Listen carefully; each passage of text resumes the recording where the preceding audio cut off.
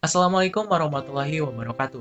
Hai, nama saya Muhammad Fitra Kamil dari jurusan Manajemen Keuangan Syariah UIN Sunan Gunung Jati Bandung semester 3 kelas C. Di video kali ini saya akan menjawab beberapa pertanyaan UTS dari mata kuliah Bank dan Industri Keuangan Non-Bank. Langsung saja kita mulai videonya.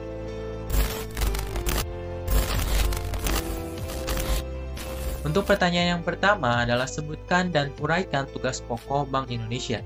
Sebelumnya kita harus tahu terlebih dahulu apa sih Bank Indonesia itu. Bank Indonesia atau Bank Sentral Republik Indonesia merupakan lembaga keuangan yang tidak bertujuan untuk memaksimalkan keuntungan, melainkan untuk mencapai tujuan tertentu, seperti untuk menjaga dan memelihara stabilitas tingkat harga dan menjaga stabilitas keuangan yang berujung kepada pertumbuhan ekonomi suatu negara. Kembali lagi ke pertanyaan awal, apa sih tugas pokok dari Bank Indonesia itu? Nah, ada beberapa tugas pokok yang harus dijalankan oleh Bank Indonesia, yaitu 1. Menetapkan dan melaksanakan kebijakan moneter. Tugas Bank Sentral ini dilakukan dalam rangka mengendalikan jumlah uang yang beredar agar terciptanya kestabilan nilai rupiah terhadap barang dan jasa. Dalam artian lain, kebijakan ini dibuat untuk mengatur laju inflasi. Nah, selain itu, kebijakan ini juga dapat dilaksanakan untuk mendorong pertumbuhan perekonomian nasional. Tugas yang kedua adalah mengatur dan menjaga kelancaran sistem pembayaran. Tugas ini dilakukan dalam rangka terciptanya kesepakatan, aturan, standar, dan prosedur yang digunakan untuk mengatur peredaran uang. Sistem pembayaran yang dimaksud adalah sistem pembayaran tunai dan non-tunai. Nah, ada fakta unik tersendiri dari Bank Indonesia. Bank Indonesia merupakan satu-satunya lembaga yang berwenang untuk mengeluarkan dan mengedarkan uang rupiah. Tugas yang ketiga dari Bank Indonesia adalah menjaga stabilitas sistem keuangan. Nah, seiring dengan terbentuknya OJK atau Otoritas Jasa Keuangan, tugas pengawasan yang dilaksanakan oleh Bank Indonesia kini difokuskan kepada pengawasan makroprudensial. Sedangkan pengawasan mikroprudensial diserahkan kepada OJK. Pelaksanaan pengawasan makroprudensial dimaksudkan untuk menjaga stabilitas sistem keuangan. Nah, stabilitas sistem keuangan itu sendiri dapat diartikan sebagai suatu kondisi di mana seluruh lembaga keuangan, pasar keuangan, dan sarana-sarana pendukungnya itu memiliki ketahanan dan kemampuan untuk mengatasi ketidakseimbangan keuangan. Dengan demikian, secara umum, kebijakan makroprudensial dapat diartikan sebagai kebijakan untuk membatasi risiko dan biaya krisis sistematik dalam rangka memelihara keseimbangan keuangan. Next, kita lanjut ke pertanyaan yang kedua. Pertanyaan kedua adalah apa yang dimaksud OJK dan jelaskan pula tujuan, fungsi, dan tugas dari OJK. OJK atau Otoritas Jasa Keuangan adalah lembaga independen yang berfungsi untuk menyelenggarakan sistem pengaturan dan pengawasan yang terintegrasi terhadap seluruh kegiatan di sektor jasa keuangan. Dasar hukum dari pembentukan OJK ini didasarkan kepada Undang-Undang Nomor 21 Tahun 2011 tentang Otoritas Jasa Keuangan dan telah diresmikan pada tanggal 16 Juli tahun 2012. Peran OJK diharapkan dapat mendukung kepentingan sektor jasa keuangan sehingga dapat meningkatkan daya saing perekonomian. Selanjutnya, fungsi dari OJK adalah menyelenggarakan sistem pengaturan dan pengawasan yang terintegrasi terhadap keseluruhan kegiatan di dalam sektor jasa keuangan. Adapun tujuan dari pembentukan OJK ini adalah 1. Terciptanya seluruh pelaksanaan kegiatan jasa keuangan secara teratur, adil, transparan, dan akuntabel. Yang kedua, terciptanya pelaksanaan kegiatan jasa keuangan dengan sistem keuangan yang tumbuh secara berkesinambungan. Yang ketiga adalah terciptanya perlindungan terhadap kepentingan konsumen dan masyarakat pengguna jasa keuangan. Kemudian, tugas dari OJK. Tugas dari OJK adalah melaksanakan pengaturan dan pengawasan terhadap satu, kegiatan jasa keuangan di sektor perbankan. Kedua, kegiatan jasa keuangan di sektor pasar modal. Dan yang ketiga, kegiatan jasa keuangan di sektor asuransi, dana pensiun, lembaga pembiayaan, pegadaian, dan lembaga jasa keuangan lainnya. Oke, next kita lanjut ke pertanyaan yang ketiga. Pertanyaan yang ketiga adalah apa yang dimaksud pasar modal syariah, di mana perbedaan saham, sukuk, dan reksadana syariah, lalu bagaimana mekanismenya di pasar modal syariah. Oke, pertanyaan ini cukup panjang. Kita mulai dari apa sih pasar modal syariah itu? Pengertian dari pasar modal syariah itu tidak lepas dari Undang-Undang Nomor 8 Tahun 1995 tentang pasar modal, yaitu kegiatan yang bersangkutan dengan penawaran umum dan perdagangan efek, perusahaan publik yang berkaitan dengan efek yang diterbitkan, serta lembaga dan profesi yang berkaitan dengan bursa efek syariah. Next, apa sih perbedaan antara saham, sukuk, dan reksadana syariah?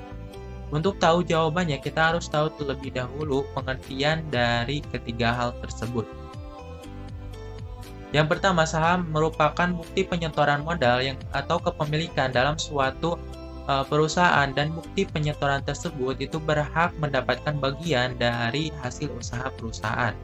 Nah, untuk sukuk itu dapat diartikan sebagai efek syariah berupa sertifikat atau bukti kepemilikan yang bernilai sama dan mewakili bagian yang tidak terpisahkan atau terbagi atas aset yang mendasarinya.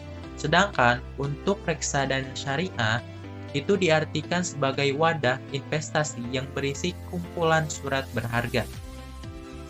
Nah, investor yang berinvestasi di reksadana akan memiliki efek atau surat berharga dalam bentuk penyetoran reksadana, atau dalam artian lain saham atas reksadana tersebut. Nah, kemudian bagaimana sih transaksi atau mekanisme transaksi saham di pasar modal syariah? Untuk lebih jelasnya lagi, kalian bisa melihat ilustrasi berikut ini. Di pasar modal syariah setidaknya ada dua mekanisme. Mekanisme yang pertama adalah mekanisme transaksi di pasar perdana. Pada pasar perdana, investor membeli pada saat dilakukannya IPO. Dana investasi dari investor selanjutnya langsung masuk ke perusahaan dan digunakan untuk kepentingan pemenuhan kebutuhan perusahaan. Selanjutnya, transaksi juga dapat terjadi di pasar sekunder. Tetapi, transaksi pembelian dan penjualan sudah tidak terjadi lagi antara investor dengan perusahaan. Tetapi antara investor dengan yang satu dengan investor yang lainnya itu masih bisa terjadi. Nah, dari ilustrasi ini kita dapat menyimpulkan alur dari mekanisme transaksi di pasar perdana ini. Yang pertama, emiten itu mengajukan pendaftaran ke Bursa Efek Indonesia untuk melakukan IPO. Yang kedua, emiten selanjutnya mengajukan permohonan pendaftaran ke OJK untuk mendapatkan pernyataan efektif. Yang ketiga, emiten itu beserta perusahaan penjamin emisi melakukan penawaran atau penjualan saham perdana kepada para calon investor. Dan yang terakhir, pencatatan saham atau listing di Bursa Efek Indonesia, dan investor sudah bisa melakukan transaksi jual atau beli saham di pasar sekunder atau yang sering dikenal dengan istilah rantai bursa. Nah, selanjutnya mekanisme transaksi di pasar sekunder. Selanjutnya mekanisme yang kedua adalah mekanisme transaksi di pasar sekunder. Pada pasar sekunder, transaksi yang terjadi adalah transaksi antara investor beli dengan investor jual. Sebelum melakukan transaksi tersebut, investor harus telah memiliki rekening efek di perusahaan sekuritas.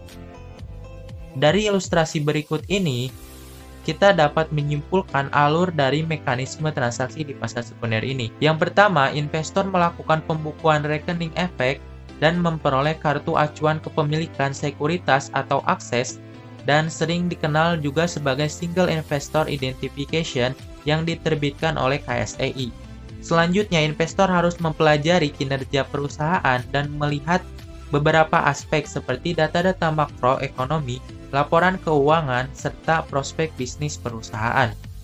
Yang ketiga, investor itu harus menghubungi pialang atau yang lebih dikenal dengan istilah broker yang akan membantu melakukan transaksi beli dan jual saham atau melakukan order beli atau saham melalui sistem. Dan yang terakhir, setelah terjadi transaksi beli atau jual saham, investor akan dikirimi bukti transaksi saham melalui surat elektronik atau email. Nah, oke, next kita lanjut ke pertanyaan yang keempat sekaligus pertanyaan yang terakhir. Pertanyaannya adalah, bolehkah asuransi syariah dibawa di tengah jalan? Nah, sebenarnya seseorang yang melakukan kegiatan asuransi itu sudah terikat kontrak yang dilaksanakan oleh kedua belah pihak. Jika ditanya diperbolehkan atau tidak, maka itu tergantung dengan kontrak yang telah disepakati. Di dalam Islam sendiri, kita mengenal ada konsep takaful atau premi yang dibayarkan dengan kesepakatan untuk kepentingan bersama menggunakan akad tabaru yang artinya non-profit. Sehingga para peserta mengetahui alur, hak, dan kewajibannya, maka hal itu akan memudahkan kita untuk memahami secara umum tentang sistemnya. Boleh atau tidaknya diambil di tengah jalan itu tergantung dengan nilainya. Secara umum dalam Islam sendiri, mungkin seseorang yang berasuransi di tengah jalannya ada kendala atau apa, maka ia berhak untuk mengajukan apakah dia mau keluar atau berhenti dari asuransi tersebut, dan hak-haknya itu harus dipenuhi sesuai dengan kesepakatan yang telah disepakati di awal. Jadi intinya, apakah boleh atau tidak asuransi diambil di tengah jalan, itu jawabannya adalah tergantung dari kontrak yang telah disepakati. Seperti itu. Oke, mungkin video kali ini cukupkan sekian. Terima kasih atas perhatiannya. Like kalau suka, share kalau bermanfaat, dan wassalamualaikum warahmatullahi wabarakatuh. Pertanyaannya cuma 4, tapi jawabannya